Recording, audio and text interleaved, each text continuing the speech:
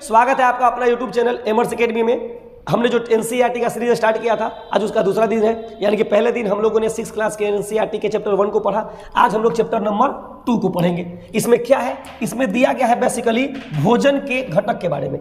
यानी कि पिछले क्लास में हमने आपको एक्सप्लेन किया कि भोजन हमें कहीं ना कहीं जरूरी है, और वो जरूरी इसलिए है क्योंकि हमें भोजन से ऊर्जा मिलता है, भोजन हमें रोगों से बचाता है, भोजन कहीं ना कहीं हमारे शरीरों का विकास करता है। आज की सीरीज में हम लोग बेसिकली पढ़ेंगे कि क्या चीज है भोजन में, कौन से वो अवयव उपस्थित है भोजन में जो हमें ऊर्जा प्रदान करता है, जो हमें रोगों से बचाता है, जो हमें कहीं ना कहीं शरीर का हमारे और आपके शरीर का विकास करता है। इससे पहले की चर्चा करें इसके ऊपर, चैप्टर के ऊपर, मैं थोड़ा सा 2 बात आपको बताना चाहूंगा।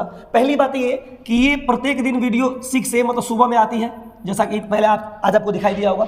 दूसरा, ये 2 फेज में है। एक जो फेज है वो फेज है आपका मंडे टू फ्राइडे, और इसमें हम किसको करेंगे, साइंस को करेंगे। एक जो फेज है वो आपका सैटरडे टू संडे, और इसमें हम किसको करेंगे, करंट अफेयर्स को करेंगे। आपको एक और महत्वपूर्ण बात है कि आप जो कंटेंट को, जिस चैप्टर को पढ़ रहे हैं, उसे हम सर लिखे कैसे, क्योंकि ये तो बड़ा समस्या है कि हम पीपीटी के माध्यम से पढ़ा रहे हैं, छोटी छोटी चीज़ों को लिख रहे हैं, ज़्यादा से ज़्यादा केवल हम बोल रहे हैं, लिखवा तो रहे नहीं रहे आपको, तो आप लिखिएगा कहाँ से। तो आपको क्या करना है, एक नंबर है 7050876086। आपको इस नंबर पे व्हाट्सएप पे क्या करना है, मैसेज करना है कि सर मुझे क्या करिए, आप पीडीएफ अवेलेबल करवा दीजिए। तो पहला, जैसे हम लोगों ने पिछले अध्याय को पढ़ा, उसका वो पीडीएफ क्या कर दिया जाएगा, अवेलेबल करवा दिया जाएगा। ये जो हमारा दूसरा चैप्टर है ये हम लोग पढ़ लेंगे, आप मैसेज करिएगा तो वीडियो का पीडीएफ क्या कर दिया जाएगा, आपको अवेलेबल करवा दिया जाएगा। अब आगे पढ़ें उससे पहले एक लाइन है मेरा कि हर नामुमकिन काम को मुमकिन करके दिखाऊंगा मैं। अभी शांत बैठा हूं, समय आने पर संघर्ष की कहानी को बताऊंगा मैं, और जिन जिन लोगों ने हंसा है मेरे बुरे वक्त पर, समय आने दो, सफलता की मिठाई सबसे पहले उन्हीं के घर भिजवाऊंगा मैं। चलिए शुरू करते हैं आज की क्लास को। हम लोगों ने जैसा कि बताया कि ये जो चैप्टर है, ये चैप्टर है किसके बारे में, कंपोनेंट्स ऑफ फूड के बारे में। यानी कि इसमें जो हम पढ़ेंगे वो भोजन के घटक के बारे में पढ़ेंगे। यानी कि भोजन में कौन से वो अवयव अवेलेबल है, कौन से कंपोनेंट्स अवेलेबल है जो क्या करते हैं, कहीं ना कहीं हमें ऊर्जा प्रदान करते हैं। हम लोगों ने आज पीपीटी को चेंज किया है। आपको पहले हम क्या करेंगे, विषय वस्तु के रूप में एक्सप्लेन कर देंगे कि हम आगे इस चैप्टर में क्या पढ़ने वाले हैं। यानी कि ये जो हमारा चैप्टर है वो एनसीईआरटी क्या सिखाने वाला है। जैसे आपको यहाँ पे दिखाई देगा कि यहाँ पे एक हेडिंग डाला हुआ है, विषय सूची। विषय सूची, विषय सूची कहने का मतलब क्या है कि ये जो एनसीईआरटी का हम चैप्टर नंबर 2 पढ़ेंगे, वो चैप्टर नंबर 2 हमें किन किन बातों के बारे में जानकारी देगा। तो पहले ये जानकारी देगा बेटा आपको पोषक तत्व के समान जानकारी। यानी पहले ये जानकारी देगा कि पोषक तत्व क्या होता है, पोषक तत्व के कितने प्रकार के होते हैं। दूसरा क्या है, पोषक तत्वों का विभाजन। 2 प्रकार के पोषक तत्व की आवश्यकता है हमारे शरीर में, एक को बड़ी मात्रा में, एक को छोटी मात्रा में। जो बड़ी मात्रा में पोषक तत्व हमें चाहिए उसे हम बोलते हैं मैक्रो न्यूट्रिएंट्स, उसको बोलते हैं हम लोग वृहद पोषक तत्व, और जो हमें कम चाहिए उन्हें हम बोलते हैं माइक्रो न्यूट्रिएंट्स, यानी कि उन्हें बोलते हैं हम सूक्ष्म पोषक तत्व।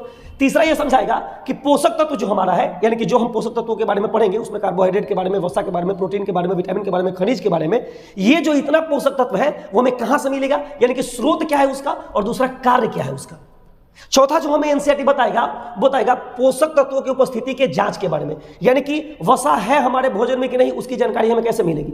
हमारे भोजन में कार्बोहाइड्रेट है कि नहीं, उसकी जानकारी हमें कैसे मिलेगी। हमारे भोजन में कहीं ना कहीं प्रोटीन अवेलेबल है कि नहीं है, इसकी जानकारी हमें कैसे मिलेगी। तो आइए क्या करेंगे, हम इसको चैप्टर नंबर या टॉपिक नंबर 4 के माध्यम से समझेंगे।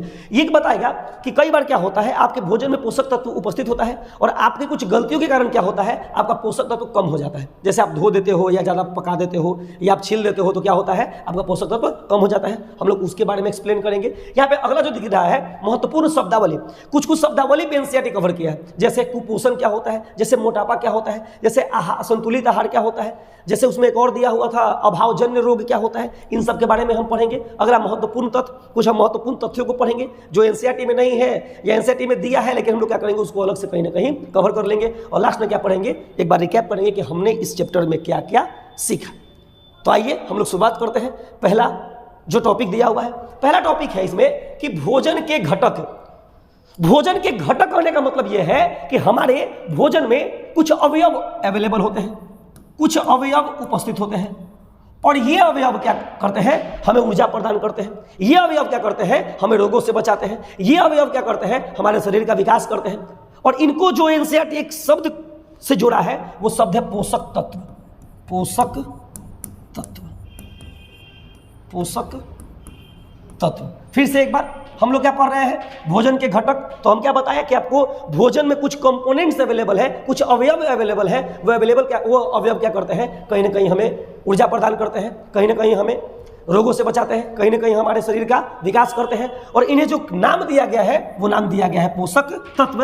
यानी कि आपको एनसीईआरटी यह बताया कि आज के बाद आपसे कोई पूछे कि आप भोजन करते हो तो क्यों करते हो, तो ऊर्जा की प्राप्ति के लिए। तो सवाल यह आता है कि आपको भोजन करने से ऊर्जा मिल जाएगा। भोजन करने का मतलब होता है पेट भरना। तो क्या आप मिट्टी खाइएगा तो क्या आपको मिट्टी से ऊर्जा मिलेगा? क्या आपको मिट्टी खाने से शरीर का विकास होगा? नहीं होगा, एकदम नहीं होगा। आपको पता है ये चीज। तो यही कह रहा है कि जो कुछ कुछ भोजन ऐसा होता है जो क्या है, पोषक तत्वों से भरा हुआ है। इसका मतलब उसमें वो सारे अवयव उपस्थित हैं जो हमारे शरीर के विकास के लिए, जो हमारे ऊर्जा देने के लिए क्या है, सहायक है। दूसरा, ये जो हमारा पोषक जो तत्व होगा वो पोषक तत्व 5 तरह का होगा। एक जो होगा उसे हम बोलेंगे पहले को कार्बोहाइड्रेट्स, कार्बोहाइड्रेट। दूसरा जो होता है वो होता है वसा। तीसरा जो होता है उसे हम बोलते हैं प्रोटीन। चौथा जो होगा उसे हम बोलेंगे विटामिन, विटामिन इधर से होगा। पांचवा जो होगा उसे हम बोलेंगे खनिज लवण। यानी कि हमारे जो भोजन में कंपोनेंट्स अवेलेबल होंगे, जो अवयव अवेलेबल होंगे, जिन्हें हम पोषक तत्व कहते हैं, वो पोषक तत्व कितने प्रकार के होंगे? 5 प्रकार के होंगे। और यही 5 प्रकार के पोषक तत्व हमें क्या करते हैं, कहीं ना कहीं ऊर्जा प्रदान करते हैं, कहीं ना कहीं शरीर का विकास करते हैं, और कहीं ना कहीं क्या करते हैं, हमें रोगों से बचाते हैं। इसमें जो पहला है वो पहले का नाम क्या है, कार्बोहाइड्रेट। जो दूसरा है उसका नाम क्या है, वसा। जो तीसरा है उसका नाम क्या है, प्रोटीन। और जो चौथा है उसका नाम क्या है, विटामिन। और जो पांचवा है उसका नाम क्या है, खनिज अथवा लवण। यानी कि एक एक करके हमें क्या करना है, इन सारे डिटेल से पोषक तत्वों के बारे में पढ़ना है। यहां पे मैं एक और जानकारी दे दूं कि एनसीईआरटी कहता है कि ये 5 पोषक तत्व तो जरूरी है ही है जो हमारे भोजन में अवेलेबल है, उपस्थित हैं। इसके अलावे भी हमारे भोजन में 2 और तत्व होते हैं जिन्हें पोषक तत्वों की श्रेणी में नहीं रखा गया है। और वो पहला है जल वाटर।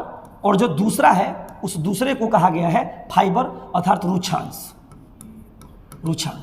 और इसके लिए एक शब्द आया है इंग्लिश में फाइबर। फिर से एक बार हम ये जो स्लाइड है वो स्लाइड क्या समझाने का प्रयास किया, यानी कि जनरली आपको पोषक तत्वों की कौन सी जानकारी मिली, यानी कि पोषक तत्वों के बारे में आप किन किन चीजों को सीखे। तो आपने यह सीखा कि जो हमारा भोजन होता है उस भोजन में कुछ अवयव होते हैं जिन्हें हम पोषक तत्व कहते हैं। इन्हीं अवयवों की सहायता से, इन्हीं पोषक तत्वों की सहायता से हमें क्या होता है, ऊर्जा मिलता है, हमें क्या होता है, शरीर का विकास होता है, और हमारा क्या होता है, रोगों से बचाव होता है। और ये जो पोषक तत्व है, ये पोषक तत्व 5 प्रकार के हैं, जिसमें पहला कौन सा है, कार्बोहाइड्रेट। दूसरा कौन सा है, वसा। तीसरा कौन सा है, प्रोटीन। और चौथा कौन सा है, विटामिन। और पांचवा कौन सा है, खनिज एवं लवण। इसके अलावे मतलब हमारे भोजन में कुछ और भी अवयव हैं, लेकिन हम उन्हें पोषक तत्व नहीं कहेंगे।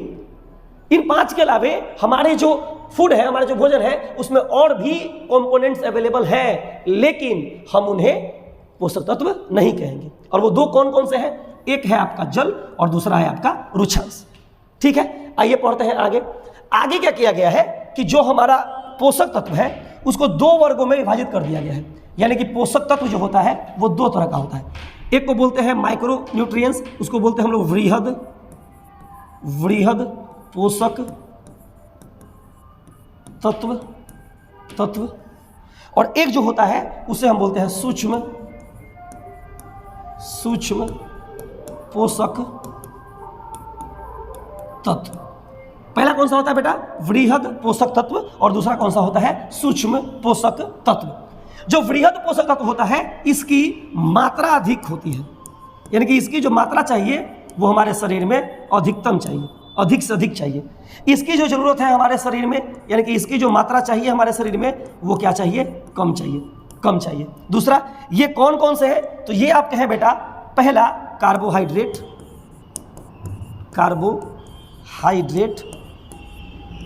दूसरा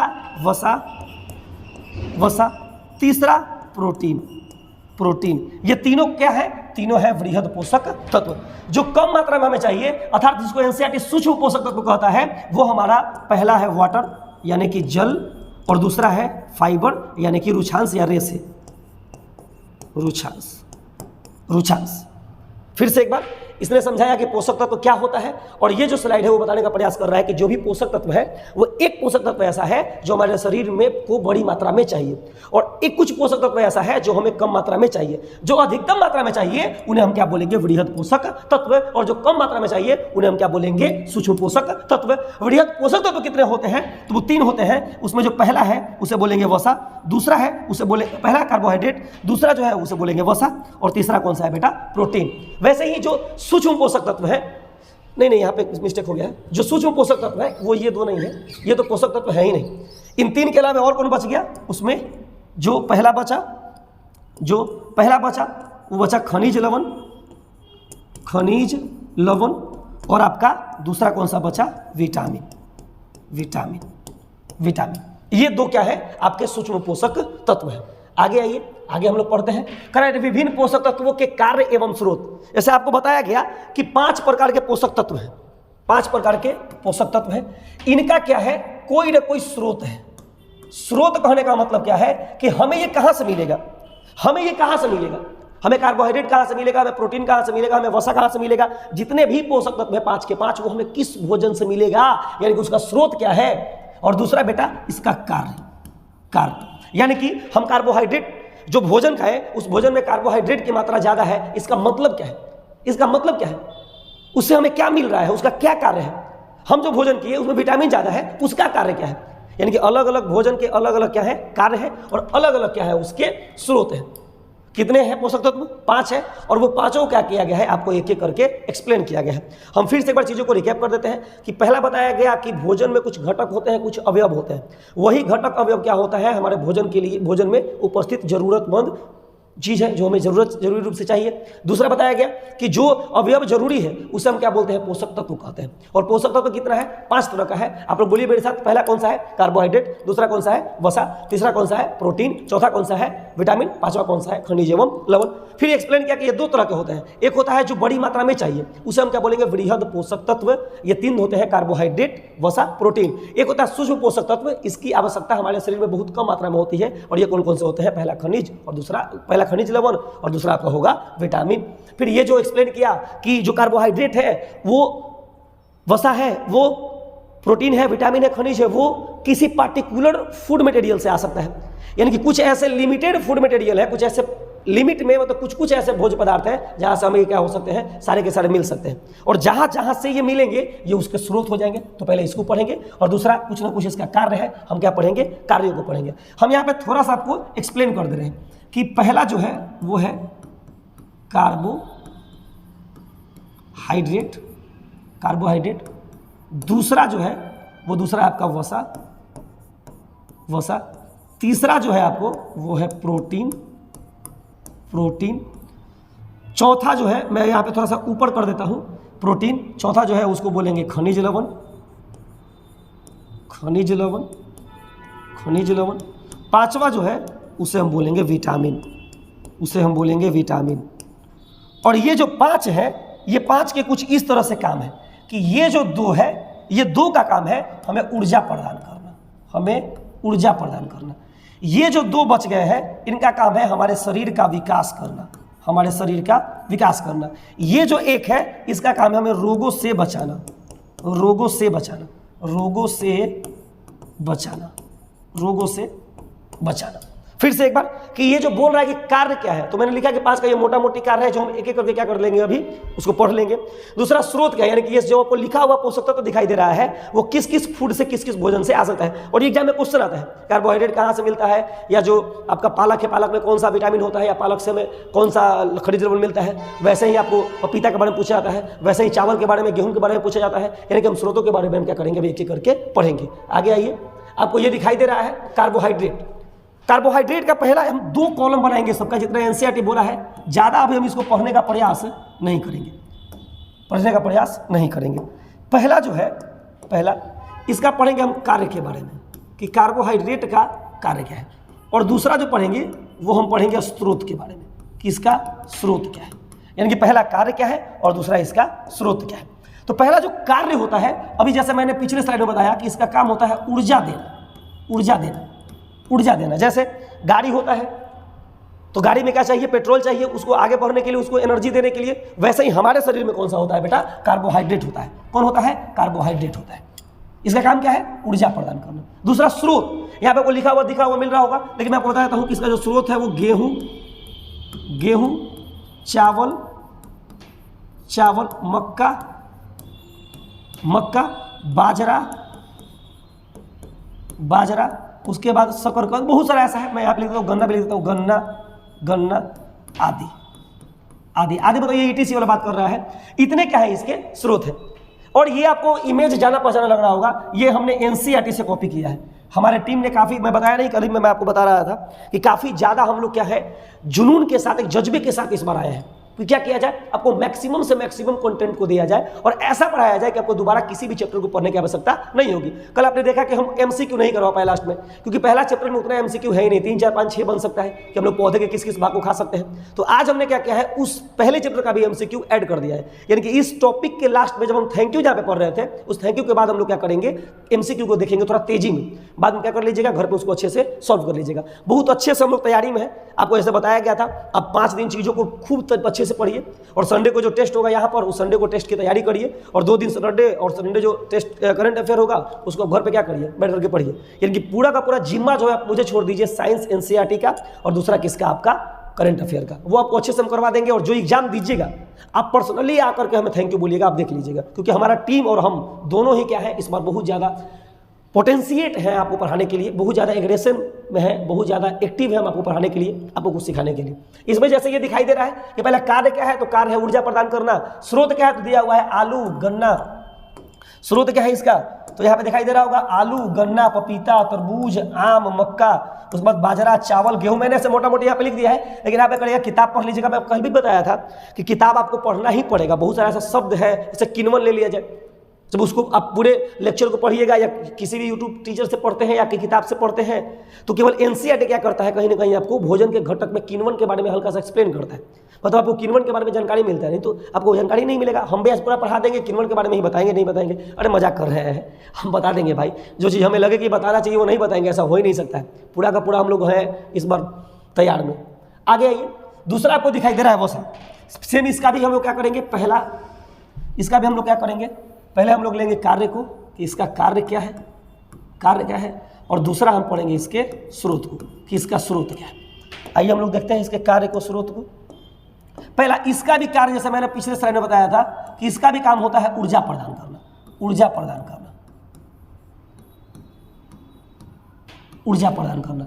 और इसके जो स्रोत है वो आपको NCERT के इमेज में दिख रहा होगा कि जो भी मैं यहाँ पे ऐसे लिख देता हूँ, तैलीय पदार्थ जो होता है, जितना भी आपके पास तैलीय पदार्थ है, यानी कि जो आप खाना खाते हो और वो क्या है, तला हुआ खाना है, तेल से जुड़ा हुआ खाना है, वो सब का सब क्या होगा, वसा युक्त होगा। यानी कि उसमें क्या हो जाएगी, वसा की मात्रा पाई जाएगी।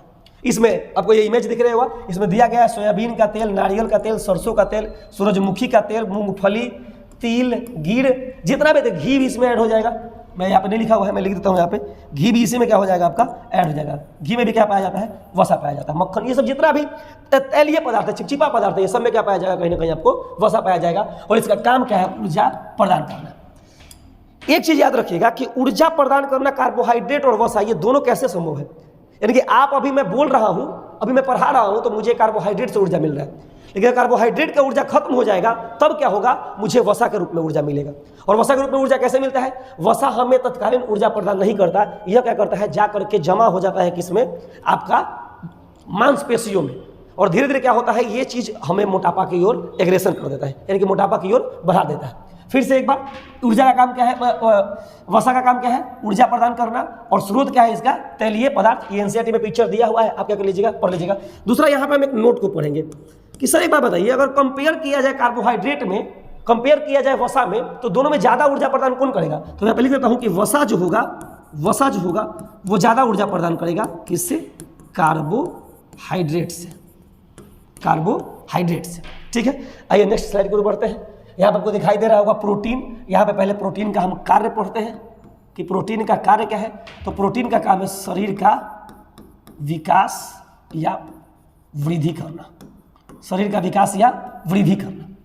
दूसरा, इसके जो स्रोत है, यानी कि ये हमें कहाँ से मिलेगा, तो ये हमें कहाँ से मिलेगा लिखा हुआ, मैं ऐसे लिख देता हूँ इन सब का कमांड रूप से कि जो भी दलहनी पौधा होता है, जो दलहनी पौधा यानी कि जितना भी दाल वाला मटेरियल है वो सब से हमें क्या मिलता है, आपको प्रोटीन मिलता है। जैसे यहाँ पे दिया गया है मटर, जैसे दिया गया है सोयाबीन, जैसे राजमा, तुअर दाल, मूंग, चना, मटर, खेसारी, जितना भी दाल है, दलहनी चीज़ है, वो क्या है, कहीं ना कहीं प्रोटीन से युक्त है। और इसका काम क्या है बेटा, वृद्धि एवं विकास करना। और ये मिलेगा कहाँ पर, दलहनी से या दलहनी पौधा से। इसीलिए आप याद रखिएगा कि जो बच्चा वाला स्कूल है जिसमें मिड डे मील मिलता है, मिड डे मील में एक, मुझे याद नहीं आ रहा उतना, कानून एक बनाया गया 2013 में, 2016 में। उसमें क्या किया गया, बताया गया है कि कम से कम क्या किया जाए, ज़्यादा से ज़्यादा क्या किया जाए, प्रोटीन वाला भोजन बच्चों को प्रदान किया जाए। क्योंकि हमारे लिए प्रोटीन उतना इंपॉर्टेंस नहीं है जितना हमारे शरीर का विकास होना चाहिए था, उतना हो चुका है, लेकिन बच्चों के लिए प्रोटीन क्या है, जरूरी है। इसलिए प्रोटीन युक्त बहुत सारा पाउडर भी आता है, जैसे कॉम्प्लान, बॉर्नविटा, क्या क्या पिलाते हैं बच्चों को या क्या क्या हम लोग पिलाते हैं बच्चों को, उसमें क्या होता है, प्रोटीन होता है। और प्रोटीन का कार्य ही क्या है, कहीं ना कहीं वृद्धि और विकास करना है। इसलिए उसमें रहता है कि आपका बच्चा क्या हो जाएगा, बढ़ जाएगा, आपका बच्चे का विकास होगा, आपके बच्चे का ग्रोथ होगा, उसमें एक्सप्लेन रहता है। वो गलत नहीं है, वो सही है, एक्चुअल तौर पर वो काम करता भी है, आपका वृद्धि विकास होता है बच्चों का, ये बात सच्चाई है। आगे आते हैं हम लोग, अगला जो है वो है विटामिन। विटामिन के बारे में 3-4 चीज पहले समझिए कि पहला, इसका जो कार्य है वो कार्य, और दूसरा इसका जो स्रोत है वो स्रोत। जानने से पहले आप ये समझिए कि विटामिन के कुछ प्रकार हैं, विटामिन के कुछ प्रकार है, यानी कि विटामिन कई प्रकार के होते हैं, जैसे ए, जैसे बी, जैसे सी, जैसे डी, जैसे ई और जैसे के। पहले ये इतने सारे विटामिन, हम बाद में पढ़ेंगे कि जब जल में कौन डूब जाएगा, वसा में कौन डूब जाएगा, ये सब आगे चलकर हम लोग पढ़ेंगे। विटामिन के प्रकार कौन कौन से होते हैं, ए, बी, सी, डी, ई और के। इसमें भी एक विशेष प्रकार का समूह है, एक विशेष समूह में रहता है, और वो को रहता है आपका vitamin B. Vitamin B, vitamin B, इसलिए विटामिन बी को हम लोग बी कॉम्प्लेक्स के नाम से जानते हैं, बी कॉम्प्लेक्स के नाम से जानते हैं, बी कॉम्प्लेक्स के नाम से जानते हैं। यानी कि पहले हम लोगों ने क्या देखा कि पहले तो विटामिन के ही कई सारे टाइप्स होंगे, जैसे ए होता है, बी होता है, सी होता है, डी होता है, ई होता है, के होता है। दूसरा, इसमें जो बी वाला है वो बी वाले के भी कई सारे टाइप हैं, B1, B2, B3, B5, B12 आप लोग पढ़े होंगे। तो ये जो सामूहिक रूप से कहलाएगा बी वाला, B1, 2, B2, 3 वाला, उसे हम क्या बोलेंगे, बी कॉम्प्लेक्स बोलेंगे। क्या बोलेंगे, बी कॉम्प्लेक्स बोलेंगे। दूसरा, इसमें दिया गया कि विटामिन ए आपको कहाँ से मिलेगा, तो विटामिन ए आपको मिलता है गाजर से, विटामिन ए आपको मिलता है पपीता से। ये काम क्या करता है, इसका काम है त्वचा को सुरक्षा प्रदान करना या मजबूत करना, और आंखों को सुरक्षा प्रदान करना।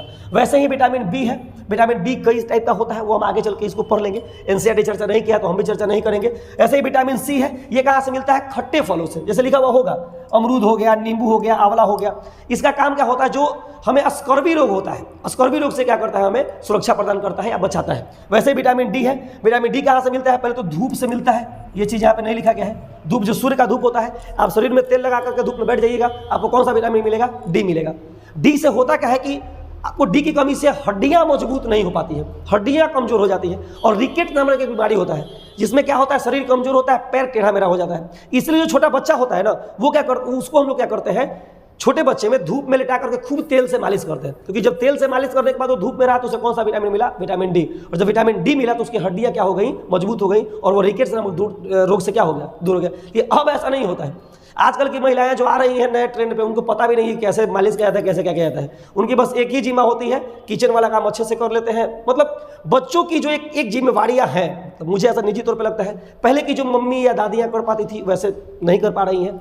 अब पता नहीं, मतलब उन्हें सीखना चाहिए या वो सही कर रही हैं, गलत कर रही हैं, उसके ऊपर हम टिप्पणी नहीं करेंगे, लेकिन पहले जितना इन लोगों को नहीं आ रहा है। इसलिए आप देखिएगा कि जितने भी घर की बूढ़ी होंगी ना, जैसे दादी हो गई, फुआ हो गई, वो लोग क्या करती हैं, मालिश करती हैं। बहुत कम आपको दिखाई देगी कि मम्मी मालिश कर रही है। अब जैसे किसी के घर में सासू माँ है ही नहीं, कहीं बाहर है या डेथ कर गई हैं, तब उसको तो मजबूरी है करना, लेकिन जिसके घर में बूढ़ी है, अवेलेबल है पहले से, वो क्या करती हैं, वही मालिश करती है। खैर, हमको इससे कोई मतलब नहीं है कौन मालिश करेगा कौन मालिश नहीं करेगा। हम ये समझा रहे थे आपको कि विटामिन के कई सारे टाइप्स होते हैं, ए, बी, सी, डी, ई और के। विटामिन बी का एक विशेष समूह है जिसे हम विटामिन बी कॉम्प्लेक्स के नाम से जानते हैं। विटामिन ए त्वचा और आंख के लिए आवश्यक है, ये गाजर, पपीता, ये सबसे मिलता है। विटामिन बी बहुत सारे टाइप हम लोग पढ़ेंगे आगे चल के। विटामिन सी कच्चे फलों से मिलता है, स्कर्वी रोग से बचाता है। और जो विटामिन डी है वो क्या होता है, रिकेट्स नामक रोग से बचाता है। और ये कहाँ से मिलेगा, तो ये मिलेगा मछली से, लीवर से लिखा हुआ होगा इसमें, आप पढ़ लीजिएगा।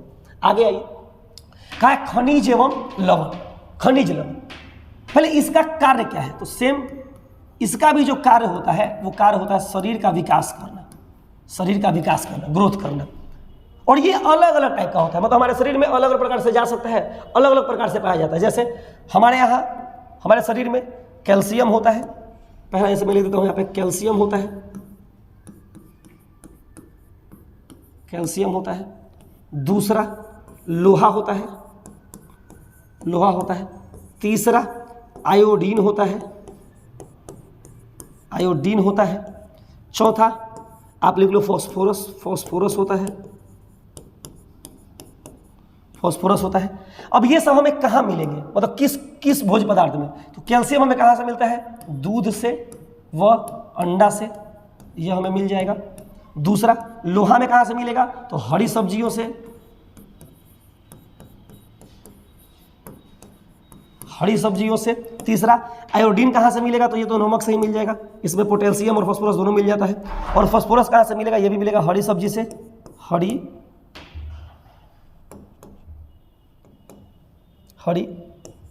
सब्जी से, हरी सब्जी से। और ये कहाँ से मिल सकता है? नमक में भी होता है फास्फोरस, नमक से।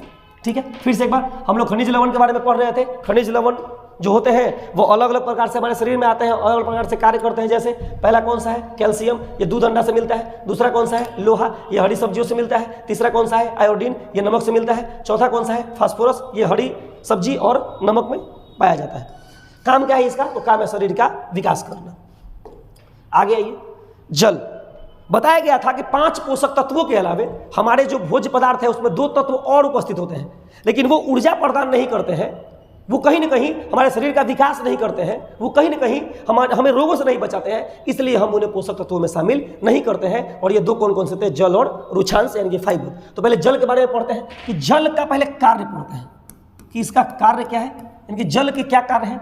तो पहला इसका कार्य क्या है कि यह हमारे शरीर का तापमान नियंत्रित करता है, यह हमारे शरीर का तापमान नियंत्रित करता है, तापमान नियंत्रित करता है, नियंत्रित करता है, पहला काम।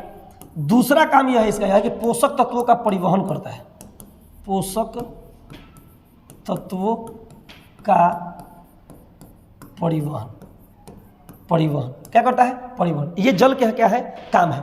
एक और है नोट में, हमारे शरीर में कितना परसेंट जल पाया जाता है? तो 70% क्या पाया जाता है? जल पाया जाता है। पृथ्वी पर भी लगभग इतना ही है, 70% क्या पाया जाता है? 60 से 70% तक, 60 से 70% जल पाया जाता है। फिर से एक बार, जल का कार्य क्या है? तापमान नियंत्रण करना, पोषक तत्वों का परिवहन करना। कितना परसेंट पाया जाता है? तो 60 से 70% के आसपास हमारे शरीर में पाया जाता है, सबसे ज़्यादा यही होता है। अगला रुचांश, इसका जो कार्य है, इसका जो कार्य, अच्छा इसमें ये नहीं पड़ा कि मिलेगा कहाँ से? ये हर जगह से मिल सकता है। जैसे सीधा पानी पी सकते हैं, सीधा पानी पी सकते हैं। दूसरा कई सारे खाद्य पदार्थ है, जैसे आप टमाटर खा रहे हो, पपीता खा रहे हो, तो आप देखोगे उसमें दिया है एनसीईआरटी में कि आप टमाटर को लीजिए, उसमें छोटे छोटे छिद्र कर दीजिए, हाथ पे रखिए, ये छोटे छोटे टुकड़ों में काट करके हाथ पे रखिए, देखिए आपका जो हाथ है वो क्या हो जाएगा? गीला हो जाएगा। आप पढ़िएगा एनसीईआरटी किताब, उसमें दिया है। मतलब इसके कई सारे स्रोत है, ये बताने की जरूरत नहीं है। आगे आते हैं, रुचांश। इसका जो कार्य है, पहला जो अपशिष्ट भोजन होता है या जो हमारे शरीर में अधपचा भोजन होता है, अपशिष्ट भोजन, उसे ये क्या करता है? उत्सर्जित करता है। उत्सर्जित करने का मतलब क्या होता है कि उसे ये क्या करता है? बाहर निकालने में सहायक होता है, बाहर निकालने में सहायक होता है। दूसरा, इसके जो स्रोत है वो स्रोत कहाँ से मिलेगा? तो पहला फल से इसका स्रोत है, और दूसरा ये स्रोत कहाँ से मिलेगा? सब्जी से, सब्जी से। फिर से रुचांश, रुचांश का पहला कार्य अपशिष्ट भोजन को बाहर निकालना और क्या कर बाहर निकालने में सहायता करना, और स्रोत कहाँ से है? फल एवं हरे पत्तेदार सब्जियों से। ठीक है, देखिए मैं फिर से आपको एक्सप्लेन कर रहा हूँ कुछ बातें। कल में आपको दिख रहा होगा कल में और आज में अंतर, कि कल में काफ़ी ज़्यादा जैसे तेज़ी में बोल रहा था या नर्वस था। हम ये बता रहे हैं कि हम लोग 4 साल से पढ़ा रहे हैं, और हम लोग वो बड़े लेवल के टीचर नहीं है कि हम लोग आए पढ़ा के चलेंगे। हम लोग बच्चों से बात करते हैं, और जो लड़के हमारे मतलब यहाँ पे ऑफलाइन में पढ़ रहे होंगे, अभी ऑफलाइन वाले बच्चा ऑनलाइन में, उनको ये बात सही भी लगेगा कि नहीं सर, एग्री हूँ मैं आपकी बातों से। हम लोग बच्चों से बात करते हैं, पूछते हैं कि क्या समस्याएं हैं, क्या समस्याएं नहीं है। जैसे जब मैं पढ़ रहा था, मेरे पास कुछ स्टूडेंट हैं, उनका हिस्ट्री, पॉलिटी, जियोग्राफी काफ़ी मतलब इकोनॉमिक्स ठीक ठाक हो चुका था। साइंस के लिए वो बार बार हमसे पूछ रहे थे कि सर साइंस के लिए कौन सा यूट्यूब चैनल से पढ़े, साइंस के लिए कौन सा किताब से पढ़े, साइंस के लिए हम क्या करें क्या नहीं करें। अंततः हम लोगों ने क्या किया, एनसीईआरटी के बारे में मतलब उन लोगों को बताना शुरू किया। हम खुद भी एनसीईआरटी पढ़ रहे थे उस समय, तब क्या किया, हमने एनसीईआरटी का नोट्स बनाया और मुझे लगा कि अब ये टाइम आ गया है कि क्या किया जाए, ऑफलाइन कोचिंग में पढ़ा दिया जाए। तो हम क्या किए हैं, पहले ऑफलाइन कोचिंग में ये पढ़ा चुके हैं ये सब चीज़, इसलिए आपको दिख रहा होगा कि हम बड़ा कैजुअल तो होकर पढ़ा रहे हैं। मतलब ऐसा नहीं है कि घर से पढ़ कर आए हैं या रट कर आए हैं पढ़ा रहे हैं, ऐसा आपको नहीं दिखाई दे रहा होगा फेस पे। एकदम कूल तरीके से, कैजुअल तरीके से हम क्या कर रहे हैं, इन सब चीज़ों को पढ़ रहे हैं। तो हम बस बताने का ये प्रयास कर रहे हैं कि ये तब तक सही नहीं हो पाएगा ना जब तक आप कंसिस्टेंसी नहीं बना कर रखिएगा। ऐसे ऑनलाइन की सबसे बड़ी समस्या क्या है कि आपको पढ़ते पढ़ते भी क्या हो जाएगा, मन उब जाएगा। पढ़ते पढ़ते लगेगा कि यार सर ज़्यादा बोल रहे हैं, इसको मतलब क्या करते हैं बाद में पढ़ लेंगे। ऑनलाइन की सबसे बड़ी समस्या यही है। लेकिन दोस्त आप खुद बताओ कि सिलेक्शन आपको चाहिए, सफलता आपको चाहिए, जॉब आपको चाहिए, घर की आर्थिक स्थिति आपको सही करनी है, तो मेहनत तो करना पड़ेगा। आपके बदले मेहनत कोई दूसरा तो आके करने वाला है नहीं। आप क्या, मुझे बस ये बता दे कोई बच्चा कमेंट में, या मुझे कोई आकर के मेरे कोचिंग में बता दे कि आप क्या सोच कर नहीं पढ़ते हैं।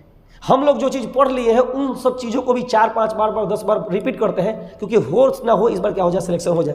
और ऐसा हो रहा है कभी कभी मेरिट में, कभी कुछ में, कभी कुछ में हम लोग क्या हो जा रहे हैं, कभी एग्जाम में ऐसा हो रहा है कि एग्जाम में नहीं निकल पा रहा है, क्योंकि कंपटीशन इतना टफ है कि थोड़ा सा भी कंसिस्टेंसी, थोड़ा सा भी फोकस हटेगा, आपका एग्जाम क्या हो जाएगा, गिर जाएगा।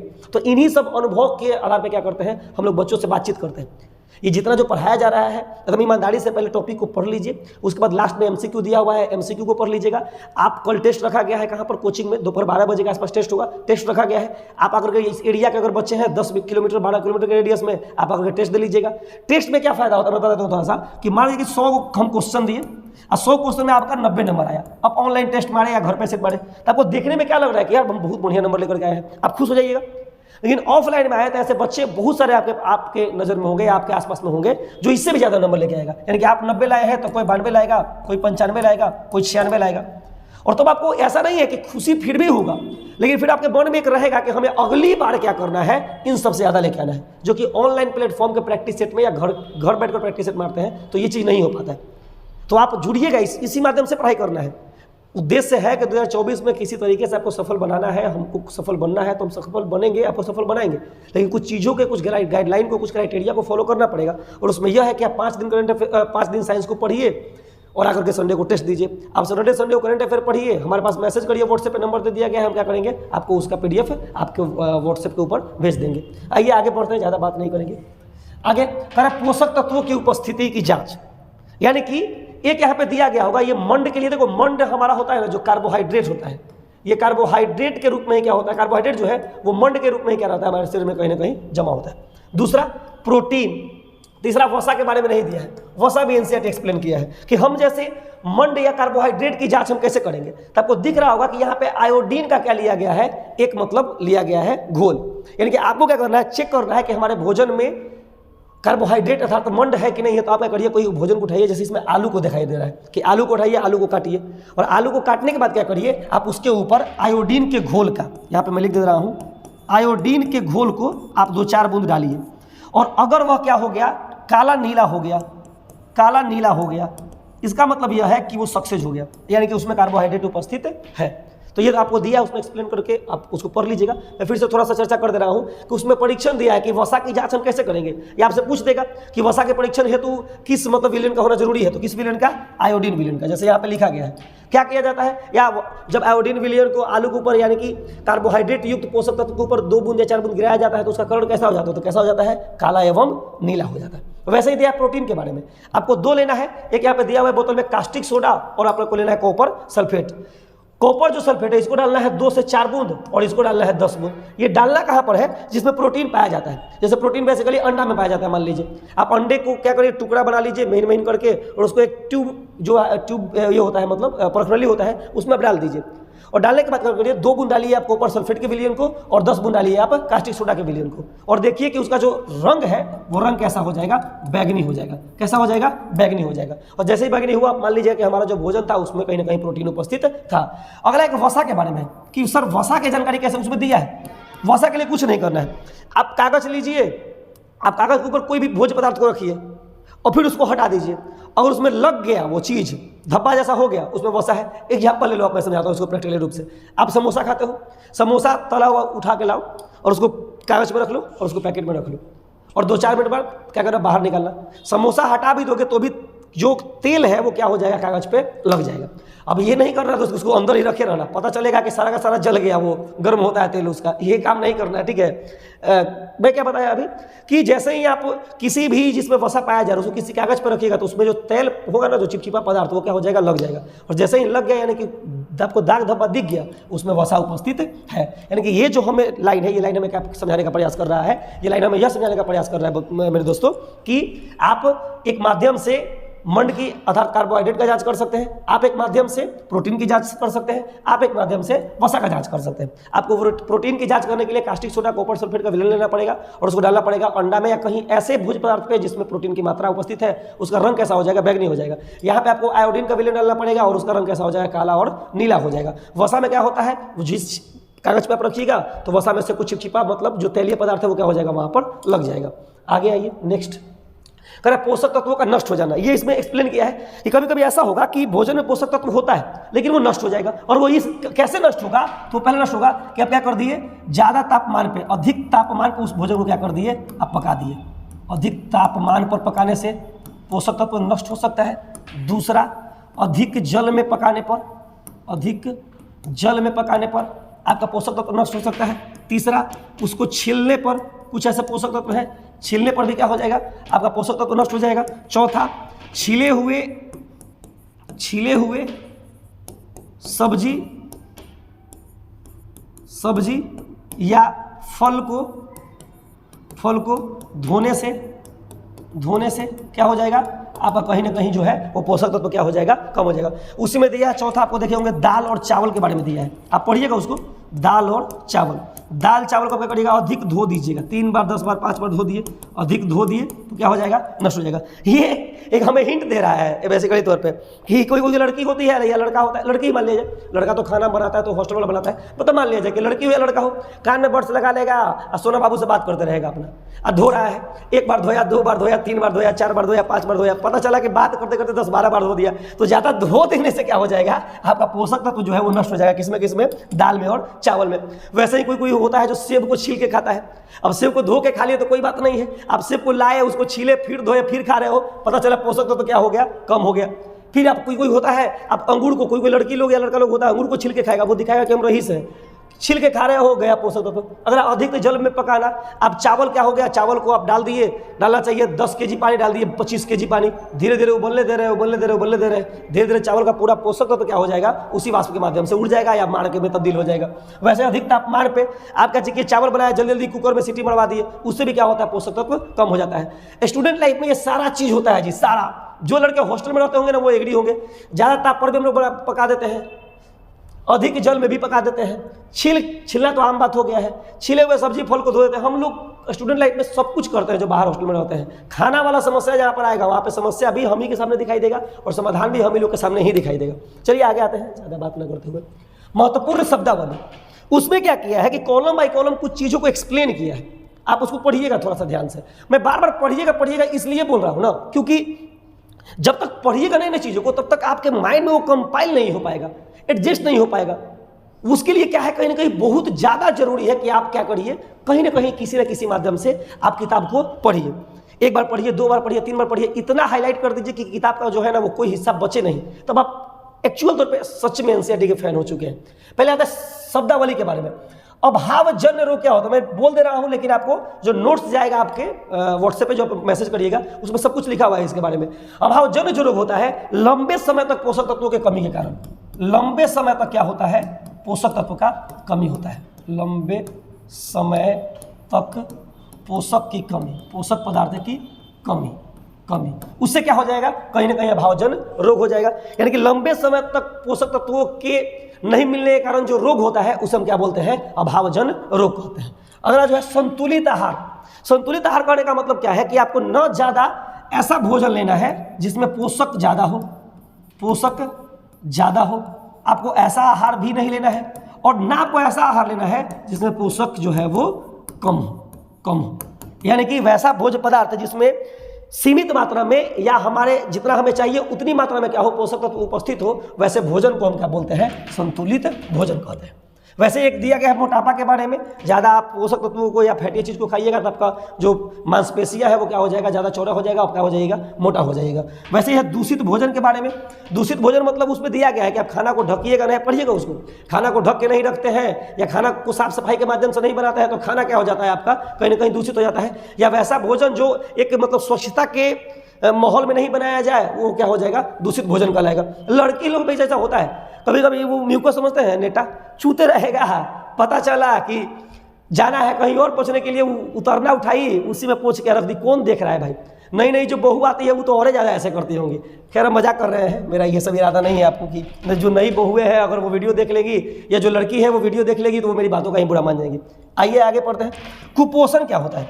जब आपको पोषक तत्वों की कमी हो जाए, पोषक तत्वों की कमी हो जाए और पोषक तत्वों के कमी के कारण आपका शरीर का विकास नहीं हो पाए, विकास नहीं हो पाए, यानी कि आपका शरीर क्या हो जाए, कमजोर हो जाए, तो ये क्या कहलाएगा, कुपोषण कहलाएगा। आप लोग कभी कभी देखे होंगे, कभी कभी क्लासरूम में यूज भी करते हैं कि ये कुपोषित की शिकार महिला, मतलब कुपोषण का शिकार करने का मतलब ये है कि तुम्हारा जो है ना स्ट्रक्चर वो एकदम ढांचका पचका टाइप का है, मतलब कि उतना ज़्यादा बढ़िया नहीं है, मतलब कि आप क्या है, देखने में लग रहा है कि आप कमजोर हैं।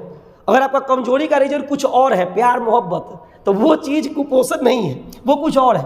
लेकिन अगर आपके पतले दुबले होने का जो कारण है वो कारण क्या है, पोषक तत्वों का कमी होना या पोषक तत्वों को अधिक मात्रा में नहीं मिल पाना, तब आप क्या है, कुपोषित का शिकार महिला है या पुरुष है। लड़का लड़की में भी ये सब होता है। रात को मम्मी बोल रही है खाना खा लो खाना खा लो खाना खा लो, फोन में चलते चलते क्या करेगी, वो सो जाएगी, खाई नहीं, सुबह उठेगी पता चला फिर फोन वोन चलाई, ऐसे करते होते फिर सुबह भी लेट से खाई। अब एक बार खाई थी दोपहर में, वो भी खाई थी पानी पूरी बर्गर पिज्जा ये सब, उसमें पोषक तत्व वैसे ही कम पाया जाता है। रात में फोन के चक्कर में खाई नहीं, फिर सुबह जो है लेट से खाई, ऐसे ही चक्कर में अधिकतम जो लड़की दिखाई देगी ना आपको पातर दुबर दिखाई देगी। अब जो मोटी है वो भाई ऐसा नहीं है कि भर दिन खाते ही रहती है, या हो भी सकता है कि भर दिन खाते रहती होंगी। खैर आगे ये इन सब बातों पर हम चर्चा नहीं करेंगे। महत्वपूर्ण तथ्य, महत्वपूर्ण तथ्य कहने का मतलब क्या है कि कुछ कुछ चीज़ दिया हुआ है जो आपको थोड़ा सा हल्का सा पढ़ लेना है। जैसे कुछ कुछ कमी से रोग होता है। कमी से कहने का मतलब क्या है कि उसमें एक्सप्लेन किया है, या मुझे यहीं पे पढ़ा देना चाहिए था यहाँ पर, कि जब आपको दिया गया था खनिज लवण के बारे में, खनिज लवण के बारे में, कि जैसे आपका कैल्शियम हो गया, कैल्शियम हो गया। अब इस कैल्शियम में कमी से क्या होगा, आपका जो हड्डी है वो हड्डी कमजोर हो जाएगा, हड्डी कमजोर हो जाएगा, पहला। दूसरा, जो आपका आयोडीन है उस आयोडीन की कमी से घेंघा रोग होता है, घेंघा रोग होता है। इसमें गला सूज जाता है, हम पढ़ेंगे, आपको पढ़ाएंगे आगे चल के। फिर तीसरा जो है वो तीसरा है लोहा। लोहा की कमी से क्या हो जाएगा, कहीं ना कहीं आपको एक खून की कमी हो जाएगी, जिसे हम बोलेंगे एनीमिया रोग, एनीमिया रोग बोलते हैं। इसमें आरबीसी की मात्रा क्या हो जाती है, काफ़ी ज़्यादा कम हो जाती है। वैसे ही फॉस्फोरस होता है, उसकी मात्रा से क्या हो जाएगा, कहीं ना कहीं आपको हड्डी भी उसमें भी क्या होता है, हड्डी ही कमजोर होता है। और भी कुछ है, ऐसे कुछ पोषक तत्व है, कुछ पोषक तत्व है, ऐसे कुछ भोज्य पदार्थ है जी जिनमें सभी पोषक तत्व पाए जाते हैं। पोषक सभी तत्व उपस्थित, ये मैं उल्टा पल्टा लिख रहा हूँ लेकिन आपको समझिएगा, उपस्थित होते हैं। और उसका एक एग्जाम्पल है दूध। क्या है, दूध। दूध में जो होता है वो लगभग सभी प्रकार का पोषक तत्व पाया जाता है, ठीक है। दूसरा, जो आपका स्ट्रीट फूड होता है, यानी कि पिज्जा बर्गर, इन सब में जो होता है वो क्या होता है, आपका पोषक तत्वों की कमी होती है, पोषक तत्वों की कमी होती है। ऐसे कुछ महत्वपूर्ण तत्व है, मतलब आपको कैल्शियम की कमी से क्या होगा, तो हड्डियां क्या हो जाएंगी, कमजोर हो जाएंगी। आयोडीन की कमी से क्या होगा, आपको घेंघा रोग हो जाएगा। लोहा की कमी से क्या हो जाएगा, आपको एनीमिया नामक रोग हो जाएगा। दूसरा, ऐसा कौन सा भोज्य पदार्थ है जिसमें सभी पोषक तत्व उपस्थित होता है, तो वो कौन सा है, दूध। और पिज्जा बर्गर ये समय क्या होता है लेकिन कम मात्रा में पाया जाता है। आगे आइए, हमने क्या क्या सीखा, आपको पूरा का पूरा हमने क्या कर दे रहे हैं, रिकैप करवा दे रहे हैं कि आज हमने सीखा कि हम मतलब कल हम लोग पढ़े थे भोज्य के बारे में, भोज्य पदार्थ के बारे में। आप पेंसिल को जो पढ़ना शुरू करेगा तो उसमें यही से शुरू किया है कि पिछले अध्याय में हमने पढ़ा फलना ढेकना ऐसे ऐसे करके। तो पिछले अध्याय में हमने क्या पढ़ा कि हम क्या करते हैं, भोजन को खाते हैं क्योंकि हमें जरूरत है। क्यों जरूरत है, क्योंकि हमें क्या मिलता है, ऊर्जा मिलता है। अब इसी चीज़ को आज एक्सप्लेन किया गया है कि आपको ईंट पत्थर या मिट्टी खाने से ऊर्जा नहीं मिलेगा, ऊर्जा मिलेगा संतुलित आहार लेने से, संतुलित भोजन लेने से। और संतुलित भोजन करने का मतलब क्या है, पोषक तत्व वाले भोजन लेने से। दूसरा हमने सीखा कि जो पोषक तत्व होते हैं वो 5 प्रकार के होते हैं, कार्बोहाइड्रेट, विटामिन, मिनरल्स, खनिज, लवण, उसके बाद होता है आपका प्रोटीन, मतलब 5 प्रकार का होता है। उसमें एक जो होता है उसे बोलते हैं वृहद पोषक तत्व, जो बड़े मात्रा में चाहिए, जैसे कार्बोहाइड्रेट, वसा, प्रोटीन। एक होता है सूक्ष्म पोषक तत्व, माइक्रो न्यूट्रिएंट्स, जो कम मात्रा में चाहिए, जैसे आपका कौन सा हो जाएगा, विटामिन और कौन सा हो जाएगा जी, खनिज लवण। फिर है आगे इसमें क्या एक्सप्लेन किया गया, आगे इसमें बताया गया कि जो पोषक तत्व होते हैं वो सब अलग अलग स्रोत से आते हैं और उनका अलग अलग कार्य होता है। जैसे कार्बोहाइड्रेट और वसा का कार्य होता है ऊर्जा प्रदान करना। कार्बोहाइड्रेट कहाँ से मिलेगा, तो गेहूं से, चावल से, बाजरा से, मक्का से, इन सबसे क्या मिलता है कार्बोहाइड्रेट। वसा कहाँ से मिलता है, तैलीय पदार्थ से। वैसे ही जो प्रोटीन है और जो खनिज लवण है उसका काम है शरीर का विकास करना। प्रोटीन कहाँ से मिलता है, तो प्रोटीन 2 तरह से मिलता है। एक तो जंतुओं से ही मिलता है, जैसे आप मछली खा लो, मीट खा लो, आप दूध पी लो। फिर उसके बाद कुछ मतलब ऐसा है जो मिलता है हमें कहाँ से, पादप से, जैसे दलहनी जो पौधा होता है, मसूर, चना, ये सब से क्या मिलता है, हमें आपको ऊर्जा मिलता है, मतलब शरीर का विकास होता है। जैसा खनिज लवण अलग अलग प्रकार के होते हैं। कुछ कैल्शियम होता है, जैसे फास्फोरस होता है, जैसे पोटेशियम होता है, जैसे लोहा होता है। वैसे ही उसका एक्सप्लेन किया गया था। वैसे हम लोगों ने और क्या पढ़ा, और हम लोगों ने पढ़ा कि कैसे जांच करते हैं। तो जांच भी 3 कर रहे थे, मंड को जांच कर रहे थे, यानी कि कार्बोहाइड्रेट का जांच कर रहे थे। उसके बाद हम लोग जांच कर रहे थे वसा का, उसके बाद हम लोग जांच कर रहे थे कहीं ना कहीं प्रोटीन का। मंड का जांच करने के लिए किसका विलय ले रहे थे, थायोडीन का। और उसमें क्या हो रहा था, तो रंग जो है वो काला नीला हो जा रहा था। वैसे ही वसा जो कागज पर रख रहे थे तो कागज में कुछ क्या हो रहा था, धब्बा लग जा रहा था। वैसे ही जो प्रोटीन होता है वो कैसे हमें जानकारी दे रहा था, तो उसमें 2 विलयन था। एक था कास्टिक सोडा, कॉपर सल्फेट, और दूसरा था आपका कास्टिक सोडा। उसमें क्या हो रहा था कि जो कॉपर, ये क्या उसको बोलते हैं, जो कॉपर वाला है उसका 2 बूंद और जो कास्टिक सोडा है उसका 10 बूंद मिलाए तो उसका रंग जो है वो रंग कैसा हो जाएगा, उसका रंग हो जाएगा हल्का सा बैंगनी। ठीक है। उसके बाद हम लोगों ने सीखा पिछले लेक्चर में कुछ महत्वपूर्ण तथ्यों को जाना, जो हम लोगों को क्या कर दिए, एक्सप्लेन कर दिए। देखिए ये स्लाइड जो है ना, इसमें हम ज़्यादा टाइम, देखिए क्या है ना कि जो अभी पढ़ाए हैं पीछे हम अच्छे से एक्सप्लेन कर सकते हैं, लेकिन रिवीजन जो है ना वो ऑफलाइन में ज़्यादा मजा आता है। ऑनलाइन में वो चीज़ थोड़ा सा बोरिंग हो जाता है जब आप बार बार चीज़ों को रिपीट करते हो। कहीं ना कहीं ये चीज़ है, इसलिए हम तो तेजी से पढ़ा रहे हैं। हो सकता है बीच में कोई सिली मिस्टेक हो गया, वो सब इधर का उधर हो गया होगा, तो आप उसको ये नहीं सोचेगा कि नहीं आ रहा है या गड़बड़ा गया, ऐसा बात नहीं है। आदमी ये कम से कम 20 बार 10 बार पढ़ा चुका है। आगे आइए, इसमें दिया गया है क्वेश्चन के बारे में। मैं पहले चर्चा किया था, मनीष पानी पिला देना। चर्चा किया गया था कि जो कल एमसीक्यू नहीं आ पाया, इसका रीजन यह था कि 6 का जो पहला चैप्टर है उसमें एमसीक्यू ज़्यादा है ही नहीं, और है भी तो शाकाहारी भोजन किसे कहते हैं, मांसाहारी भोजन किसे कहते हैं।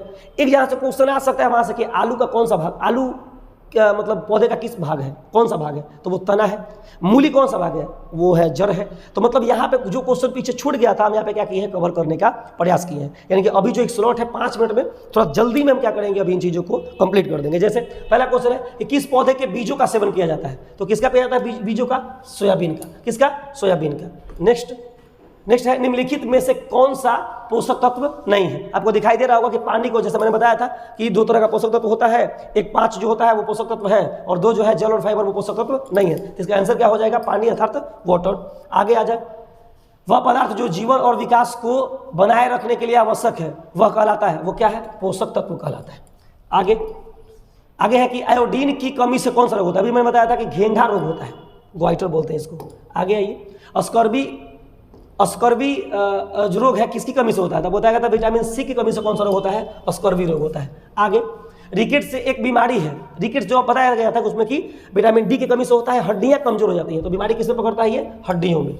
आगे आइए, निम्नलिखित में से कौन सा ऊर्जा देने वाला घटक है, यानी कि निम्नलिखित में से कौन सा हमें ऊर्जा प्रदान करता है। तो बताया गया था कि कार्बोहाइड्रेट और वसा, इन दोनों का काम क्या है, हमें ऊर्जा प्रदान करना। आगे आइए, अनाज किसका समृद्धि स्रोत है, अनाज से हमें क्या मिलता है, तो अनाज से हमें क्या मिलता है, प्रोटीन। क्या मिलता है, प्रोटीन। आगे आएंगे, प्रोटीन हमारी मदद करता है। प्रोटीन का काम क्या है, तो प्रोटीन का काम है बॉडी बिल्डिंग करना। हम बताए थे कि जो जिमर होते हैं उनको क्या बोलते हैं, जो ट्रेनर होते हैं वो क्या करते हैं, बार बार प्रोटीन का पाउडर लेते हैं। आप लोग शायद सुने होंगे, और नहीं तो हम लोग क्या करते हैं, बॉडी बनाने के लिए जो पाउडर खरीद करके लाते हैं उसमें किसकी मात्रा होती है, प्रोटीन की मात्रा होती है। आगे आइए, इसमें क्या है, हमारे शरीर में पानी की प्रतिशत कितना % होता है, तो लगभग 70% होता है, आपको बता दिया गया था। आगे, लाल रक्त कोशिकाओं में हीमोग्लोबिन मौजूद रखने पर निम्नलिखित में से क्या आवश्यक है, मतलब लाल रक्त जो कणिकाएं हैं, आरबीसी है, वो कहाँ से आएगा, तो कहाँ से आएगा, लोहा से आएगा। आगे आइए, निम्नलिखित में से कौन सा पशु प्रोटीन के अच्छे स्रोत है, प्रोटीन का अच्छा स्रोत कौन सा है, तो सोयाबीन है। कौन सा है, सोयाबीन। आगे आ जाइए, निम्नलिखित में से कौन सा रोग विटामिन सी की कमी से होता है, विटामिन सी की कमी से होता है स्कर्वी रोग। कौन सा रोग होता है, तो स्कर्वी रोग। आगे, वसा का संगठक क्या कहलाता है, यानी कि वसा किसका कैसे संगठन है, तो कार्बन का, हाइड्रोजन का, ऑक्सीजन का। ठीक है, जैसे वसा को रिलेट करो कार्बोहाइड्रेट से, और कार्बोहाइड्रेट को रिलेट कर दो आप चीनी से, या कर दो आप किससे, ग्लूकोज से। तो C6 H12O6, इसमें क्या दिखाई दे रहा है? Carbon, hydrogen, oxygen. तो क्या यहाँ पे है? Carbon, hydrogen, oxygen. अभी आगे चल के पढ़िएगा, टेंशन नहीं लीजिए। आगे आइए, फूलों के रस को क्या कहते हैं? कल बताया गया था कि मकरंद कहते हैं, और इसी को क्या करता है? जाकर के जमा करता है मधुमक्खी, और आप क्या करते हैं? शहद के रूप में उसका सेवन करते हैं। आगे आइए, जड़ के रूप में कौन सी सब्जी होती है? जड़ के रूप में कौन सी होती है? तो मूली। बताया गया था कि जो क्या हो? शंक्वाकार हो। एक सेकंड, गाजर भी दिया है, अवरोध सभी भी दिया है। आलू जो है वो क्या है? बेसिकली तना है। ये जो है वो जड़ है। ये क्या है? जड़ है। जो टाइपिंग वाले भैया है उनसे कुछ मिस्टेक हो गया होगा। फिलहाल हम यहाँ पे क्या करते हैं? यहाँ पे दोनों होगा, ए और बी दोनों, तो ए और बी दोनों, ये क्या हो जाएगा? आपका जड़ हो जाएगा। यानी कि गाजर भी जड़ है। कल मैं बताया था कि जिसका शेप शंक्वाकार हो, देखो ऐसे ही लंबा हो, अंदर जाने जैसा शेप हो, तो वो क्या कहलाएगा? जड़। तो गाजर और मूली दोनों का शेप ऐसा ही होता है। आगे आइए, मधुमक्खियां पौधे के किस भाग के शहद से, मधुमक्खियां पौधे के किस भाग से शहद प्राप्त करती है? तो किससे करती है? फूल से। बताया गया था, फूलों के रसों को चूसते हैं, जिसे मकरंद कहा जाता है। वे जानवर जो पौधे और जानवर दोनों को खाते हैं, वो क्या कहलाते हैं? वो सर्वाहारी कहलाते हैं। जैसे मैंने कल कुत्ता और मानव का एग्जाम्पल दिया था। ये आ गया आपका लास्ट का थैंक यू वाला, थैंक यू वाला। ठीक है दोस्तों, अभी आपका ये वीडियो कंप्लीट हो चुका है। हम लोग ऐसे ही सीरीज को कंटिन्यू रखेंगे। हम फिर से आपको बता रहे हैं कि आप सब्सक्राइब करिए या ना करिए, लाइक करिए या ना करिए, लेकिन प्लीज, कई लोग ऐसे होते हैं जो लास्ट में कमेंट नहीं करता। पता है कमेंट करने में कितना समय लगेगा? 10 सेकंड, 15 सेकंड, 20 सेकंड। लेकिन मुझे पर्सनली, मैं रियली बता रहा हूँ, मुझे पता नहीं क्यों सब्सक्राइबर नहीं चाहिए, मुझे वीडियो पे लाइक नहीं चाहिए, लेकिन मुझे कहीं ना कहीं कमेंट पढ़ने में बहुत मजा आता है। उसमें कई सारे लोग होते हैं जो कमियों को बताते हैं। कुछ ऐसे होंगे, अगल बगल के पड़ोसी होंगे, कुछ दोस्त होगा जो हमारा दुश्मन होगा, उस कमेंट में लिखेगा, ए तुमको खुद नहीं कुछ आता, तुम पढ़ा रहा है, तुम खुद नहीं जॉब करता है, तुम पढ़ा रहा है। तो उनसे भी हमें सीख मिलता है। आप जब बोलते हैं कि सर ये अच्छा सेशन है, सब ठीक लगा, ये वो, तो उससे भी हमें कुछ कॉन्फिडेंस मिलता है। तो प्लीज गलत या सही आप कमेंट करके बताइएगा जरूर। ठीक है, थैंक यू सो मच, धन्यवाद, थैंक यू।